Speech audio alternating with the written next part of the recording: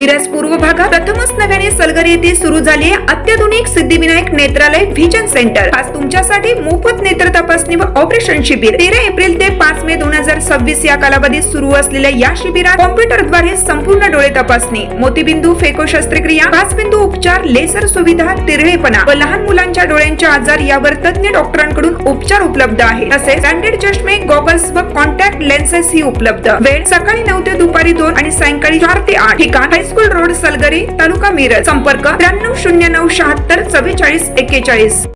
प्रत्येक बातमीतील घटनेच्या वास्तविकतेची तुलना थेट पाहत रहा चांगली अपडेट। भरधाव दुचाकीवर वीज पडून एका युवकाचा मृत्यू झाला तर 2 युवक जखमी झाले आहे। ही घटना कंठी तालुका जत येथे आज सायंकाळी 5च्या सुमारास घडली। अय्याज फिरोज मुजावर वय वर्ष 26 राहणार बाज असे मृत्यू झालेल्या युवकाचे नाव आहे, तर अनंत दगडू ऐवळे व नारायण शिवाजी हक्के वय वर्ष 20 असे जखमींची नावे आहेत। याबाबतची माहिती अशी की बाज येथील अय्याज शेख या युवकाची मुरघास तयार करण्याची मशीन आहे।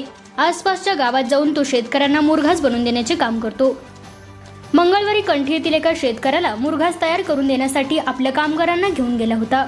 काम संपल्यावर सायंकाळी अनंत ऐवळे आणि नारायण हक्के या कामगारांना घेऊन दुचाकीवरून गावाकडे जात होता। याच दरम्यान सोसाट्याचा वारा आणि विजेचा कडकडाट सुरू झाला।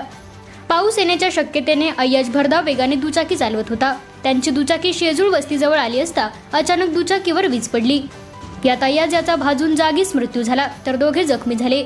वस्तीवरील नागरिकांनी जखमींना तात्काळ कवटे महांकाळ येथील उपजिल्हा रुग्णालयात दाखल केले असून त्यातील एकाची प्रकृती गंभीर असल्याचे समजते।